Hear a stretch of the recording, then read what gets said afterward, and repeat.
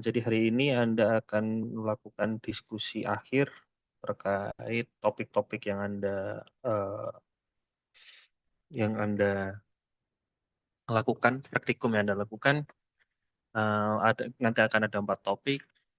Ya, saya akan bawakan yang viskositas, Newtonian dan non-Newtonian, kemudian nanti akan ada stabilitas oleh Bu Dewi, ada disolusi oleh Bu Dani, dan ada yang manufaktur ya, pembuatan sediaan oleh Bu Hani. Ya, untuk topik viskositas ini sebenarnya ini ya, sederhana dan sangat straightforward. Jadi Anda hanya memerlukan data-data yang perlu dicari, kemudian Anda masukkan ke rumus itu, kemudian Anda memperoleh viskositas ya. Itu untuk yang Newtonian ya. Jadi perlu saya ulang kembali terkait tujuan percobaan. Tujuannya apa? Tujuannya adalah untuk Anda bisa mengukur viskositasnya.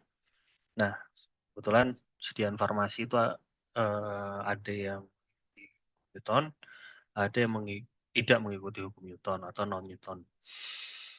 Nah, harapan kami begitu selesai praktikum, Anda dapat menjelaskan arti dari reologi. Ini PowerPoint-nya kelihatan ya? Terlihat ya? Terlihat Bapak. Kelihatan tapi Oke, kayak kecil gitu sih Pak. kecil. Iya, bukan yang full gitu. Oh,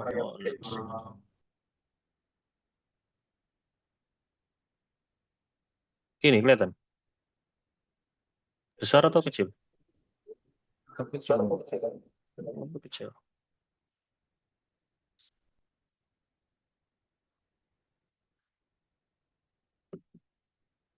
Mungkin gini aja ya. Kelihatan ya ini ya. Share screen. Apa iki ya?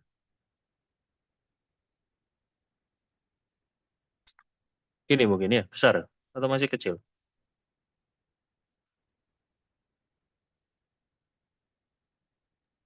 Kayak masih tinggi sih Pak. Ini kelihatan seperti slideshow atau kelihatan seperti ini biasa? Tampilan PPT biasa Bapak, Oh, PPT biasa bukan slideshow. bukan Bapak. Ya, oke. Hmm.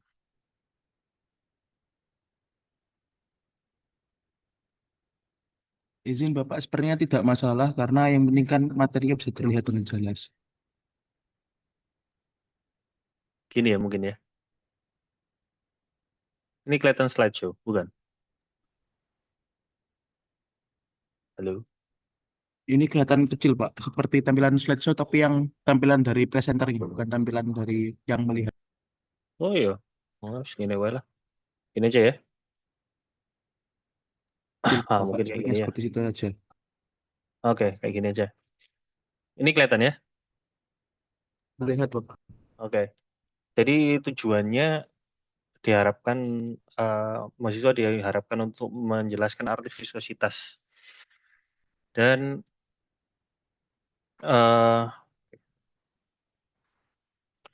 menjelaskan arti viskositas dan reologi. Nah, kenapa kok pentingnya viskositas atau reologi pada Newtonian dan non-Newtonian ya? Dapat membedakan cairan Newton dan non-Newton yang mengikuti aliran Newton atau non-Newton.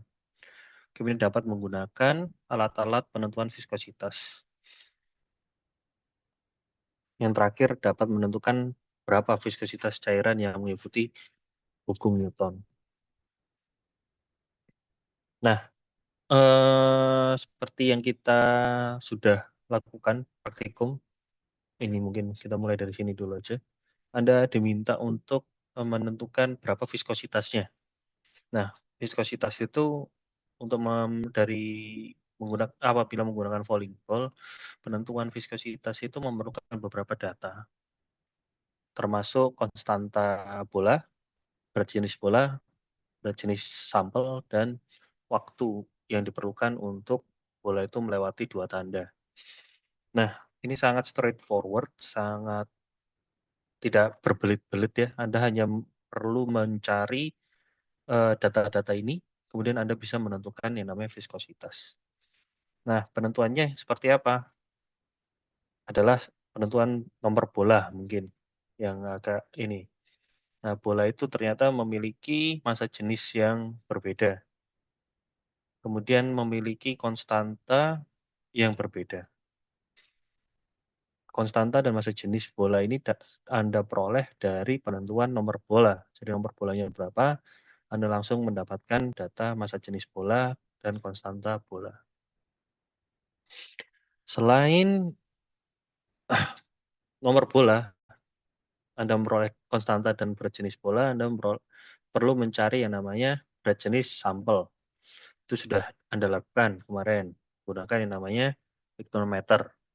Nah, pyknometer ini data yang Anda perlukan untuk memperoleh berat jenis sampel adalah Anda memerlukan massa dari sampel dan volume dari sampel. Nah, massa dari sampel Anda timbang dari pyknometer yang ada isinya dikurangi pyknometer kosong, Anda memperoleh berat sampelnya. Nah, pyknometer itu sudah tertera berapa volumenya pada suhu tertentu. Apabila dia suhunya 20 derajat, maka Anda perlu menurunkan atau men-adjust suhu sampel Anda itu hingga 20 derajat untuk memperoleh volume itu. Ya, sehingga Anda memperoleh massa dan volume, Anda dapat massa jenis. Jadi seperti ini.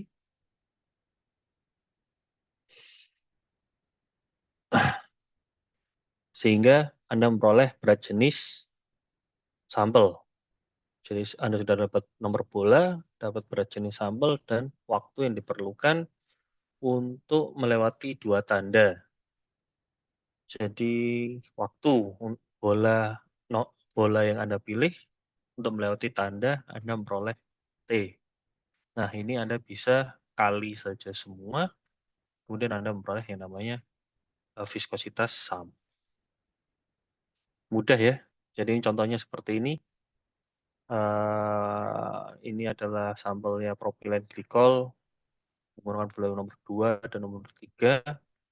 Bola nomor 2, jadi nomor bola yang nomornya semakin kecil, dia densitasnya semakin makin rendah, sehingga memerlukan waktu yang untuk berjalan atau waktu yang diperlukan untuk melewati dua tanda itu semakin lama. Jadi di sini Anda bisa lihat bola nomor 2 itu 400 detik, bola nomor 3 sekitar 90 detikan. Kemudian dari data nomor bola itu Anda konstanta dan berat jenis bola, berat jenis sampelnya, dan waktunya yang diperlukan memperoleh yang namanya viskositas. Nah, secara teori harusnya seperti ini.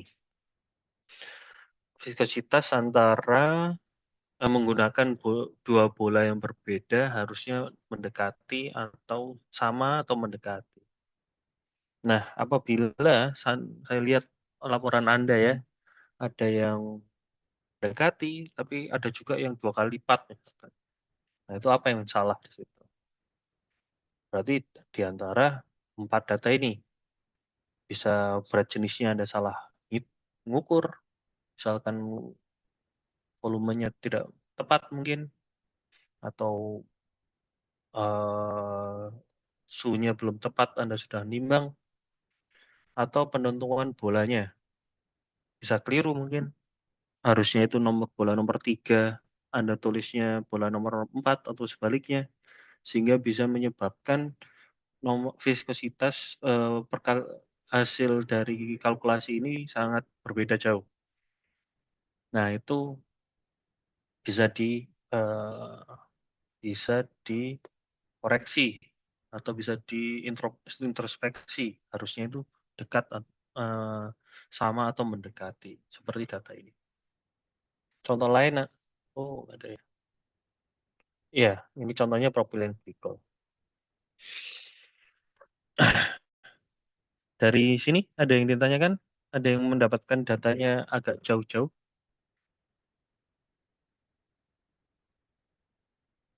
Nggak ada ya?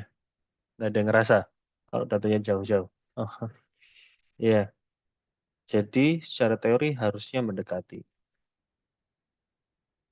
Eh, ada yang diskusikan di sini untuk Newtonian? Sangat mudah ya. Jadi dia Anda hanya perlu mencari data 4 data, konstanta, berat jenis sampel, dan waktu. Anda sudah bisa mengkalkulasi berapa viskositasnya. Nah, yang perlu diperhatikan di sini adalah konstantanya. Jadi apabila sampel itu Anda bergerak dari atas ke bawah, Anda menggunakan konstanta forward. Misalkan Anda putar, Anda untuk mengkalkulasi menggunakan konstanta reverse. Kemudian pemilihan bola. Nah, bola ini sangat krusial untuk hasil Anda. Apabila bolanya tidak tepat atau keliru penomoran bola, hasilnya bisa sangat jauh hasilnya, hasil viskositasnya, perhitungannya. Perhitungan hasil masing-masing replikasi, penggunaan dua jenis bola. Jadi apabila hasilnya sama atau mendekati, berarti itu membuktikan bahwa sampel Anda itu mengikuti hukum Newton. Kemudian ada suhu. Nah, ini adalah peran dari water jacket itu. Tapi perlu juga Anda mencantumkan suhunya seperti ini. Suhunya berapa? Bisa jadi berbeda. Ya. Kemudian, seperti yang saya sampaikan tadi, terkait apabila hasil Anda itu tidak mendekati atau tidak sama antara dua buah bola tersebut. Bisa jadi pemilihan bola itu tidak tepat atau keliru, ketukar, pengamatan waktu bola yang tidak tepat, ataupun salah perhitungan. Ya, salah hitung, mungkin satuannya keliru, sehingga hasil viskositasnya salah. Contohnya seperti itu ya. Yang Newtonian, ada yang ditanyakan?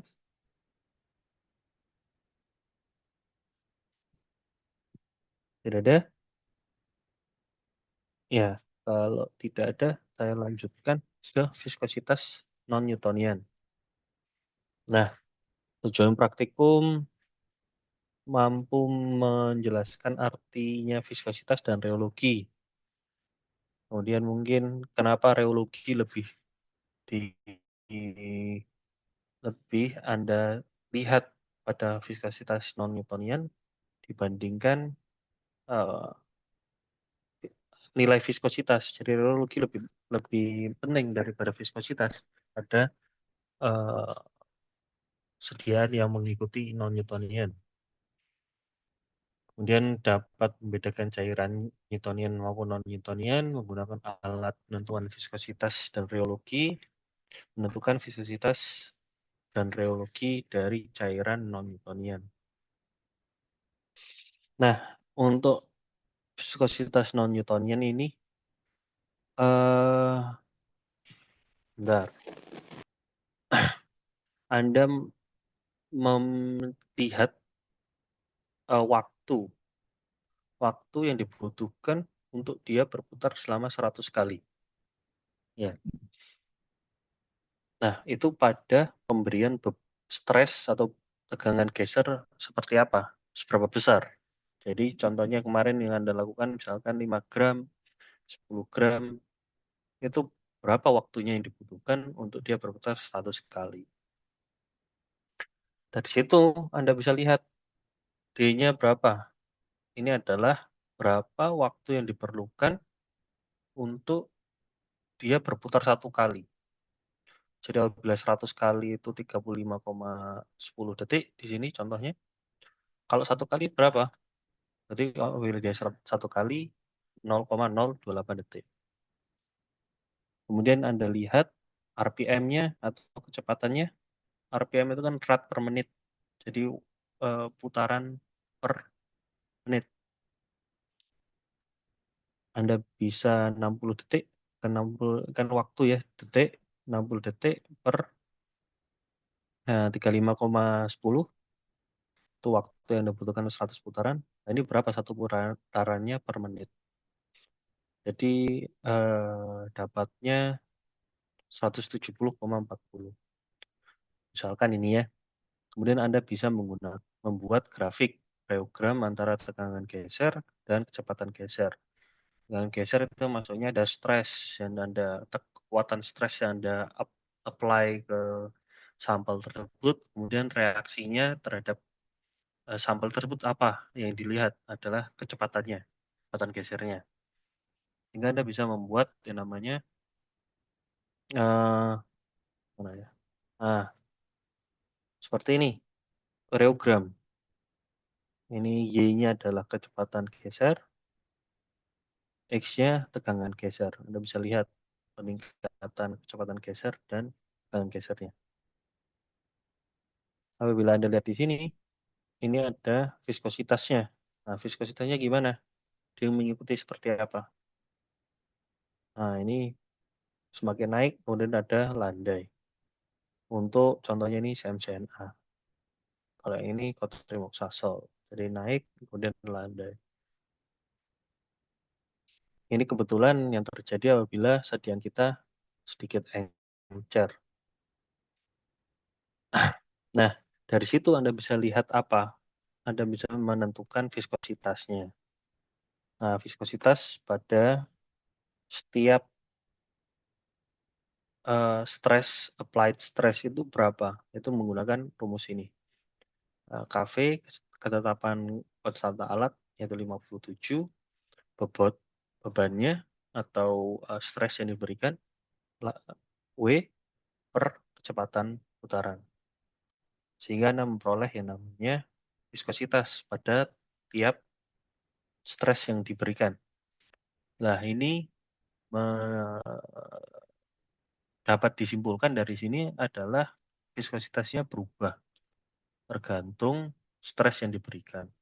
Ya, sehingga kita bisa menarik kesimpulan bahwa dia mengikuti non-Newtonian karena dia berubah, tidak linier. Nah, apabila ini Newton, viskositasnya tetap. Ya, ini cara perhitungannya. Saya rasa Anda sudah melakukan ya. Jadi tadi sudah saya sampaikan rata-ratanya dari waktu, kemudian satu putarannya berapa waktunya, dan 1 bagi waktu dapat 0, sekian, RPM-nya jadi 60 per waktu kali 100, jadi satu putaran, berapa putaran per menit, jadi 1 menit dapatnya 133 putaran. Kemudian Anda bisa menghitung yang namanya viskositasnya. Di sini Anda terlihat viskositasnya berubah. Dari sini kita bisa simpulkan bahwa sambal kita tidak mengikuti hukum Newton. Sama seperti suspensi kotrimoxazole, dia juga tetap berubah ya viskositasnya. Yang tadi sudah saya sampaikan kait reologinya berubah. Ya, viskositasnya dengan pemberian stres, viskositasnya berubah. Saya rasa itu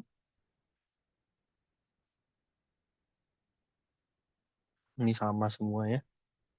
Nah, di sini Anda perlu perhatikan yaitu adalah pencatatan suhu pengukuran, karena suhu itu mempengaruhi viskositas, pengaturan posisi alat dan posisi rotor. Jadi kadang itu ada yang mungkin posisi tidak tepat atau kayak talinya atau kawatnya tidak mengikut pas di posisi kayak disknya yang kemudian turun ke bawah itu. Kelihatan waktunya mungkin kurang tepat. ada gelembungnya mungkin karena mempengaruhi pengukuran pemilihan beban. Nah, pemilihan beban ini sangat penting ya. Kemudian tetapi perlu juga Anda perhatikan ada sangat mungkin adalah keterbatasan alat. Nah, alat kita ini kan viscosimeter stromernya sudah lumayan tua ya, sehingga mungkin ketelitiannya tidak sedetail viscosimeter yang digital mungkin. Sehingga perlu lebih hati-hati dan perlu lebih diperhatikan variabel-variabel kritisnya. Begitu. Ada yang ingin didiskusikan dari sini?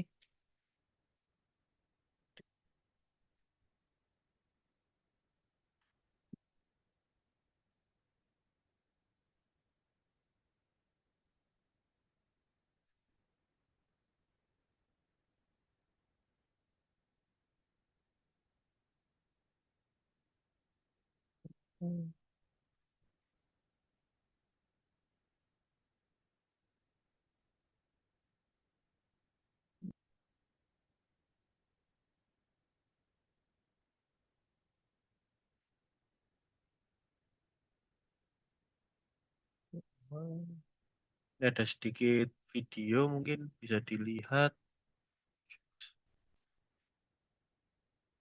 Kelihatan ya? Meets a bear trap. We all know that Ini contohnya kan Anda bisa lihat, sebenarnya bisa Anda lihat di YouTube mungkin atau di sosial media lain, larutan-larutan non-Newtonian. know what happens when non-Newtonian fluid meets a bear trap. We all know that non-Newtonian fluid is a special type of substance that grows stronger when faced with force and weakens when the pressure is reduced. We can harness the variable viscosity properties of non-Newtonian fluids to design lightweight armor and impact-absorbing safety systems. This lad first suspends the non-Newtonian fluid over the trap using a rope, and the moment the trap is triggered, through the slow motion lens, we see the fluid instantly transforming into a solid. I made a pump that defies Jadi gravity. gitu ya, bisa Anda lihat cari-cari sendiri juga di sosial media. Bahan-bahan yang mengikuti non-Newton itu sedikit unik. Tadi yang video sebelumnya, dia bentuknya seperti padatan apabila tekanannya diberikan sangat keras, tapi dia seperti air apabila tekanannya itu kecil. Nah, ada karakter lain apabila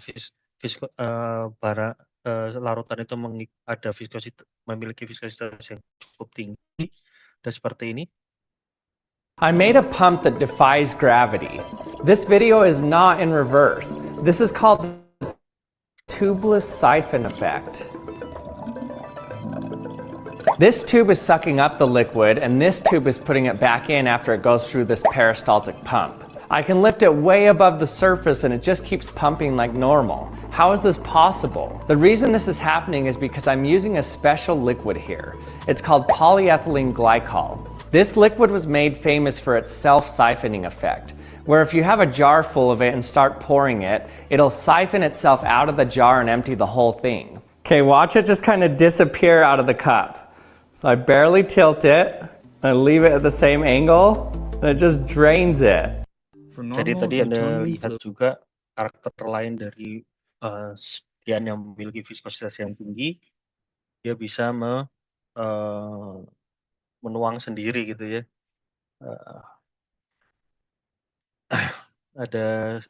Ini ada sedikit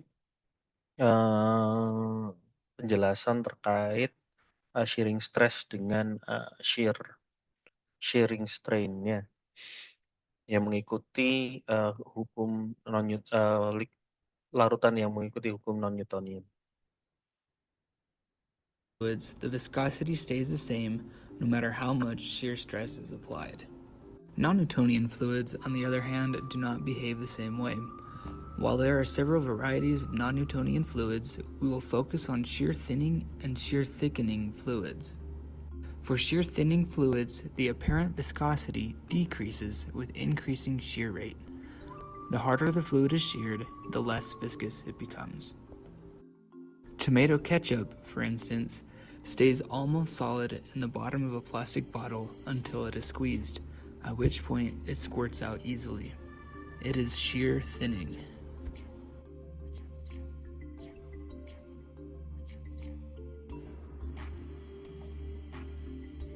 To demonstrate this in a more dramatic way, we see that by simply placing a golf ball on top of the ketchup, it settles and remains stationary. However, when the ball is dropped and meets the ketchup at greater speed, it passes through easily. As the rate of shear rate increases, the apparent viscosity decreases, and the ball moves with less resistance.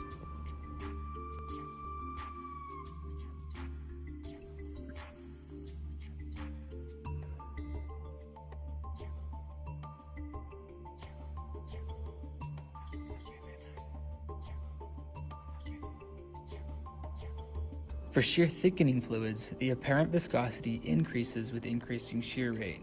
The harder the fluid is sheared, the more viscous it becomes. An example of this is a mixture of cornstarch and water, which turns from being fluid-like to near solid when shear is applied.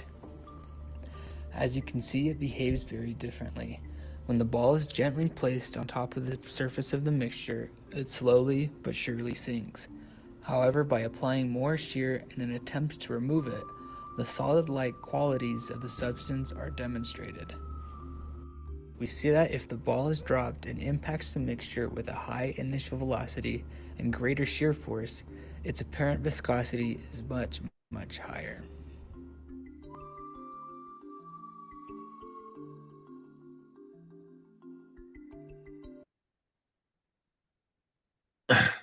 Ya, jadi gitu ya.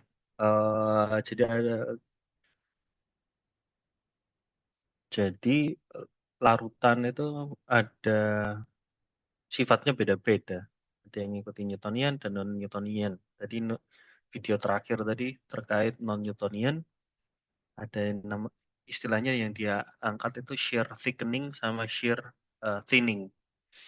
Ya, shear thinning itu apabila Anda apply, Anda memberikan stres pada larutan tersebut, dia akan thinning, jadi semakin encer. Tapi kebalikannya yang tadi starch dengan air atau tepung dengan air tadi, apabila Anda memberikan stres yang tinggi, dia bentuknya seperti padat, tapi apabila diberikan stres yang rendah, dia bentuk konsistennya seperti cairan. Gitu ya. Nah, apabila kita tarik aplikasinya di farmasi, ini sudah saya sampaikan terkait pengadukan misalkan. Jadi apabila sediaan-sediaan yang mengikuti dilatan dan pseudoplastis contohnya, dia akan perlakuannya berbeda. Dari kecepatan pengadukan, pemilihan propellernya, itu akan berbeda apabila dia dilatan dan plastis. Gitu? Ada yang ingin didiskusikan? Ada yang ingin mendiskusikan hasilnya mungkin?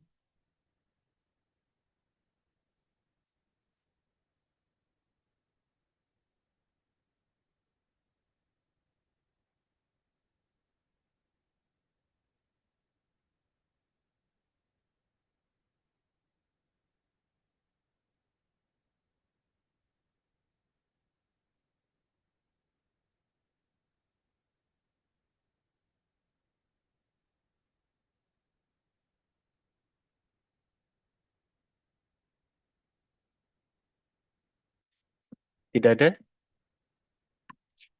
Bila tidak ada, mungkin nanti bisa menunggu sebentar ya. Harusnya Bu Dewi yang mengisi topik yang berikut. Gitu ya. Nggak ada yang didiskusikan? Semua puas dengan hasilnya?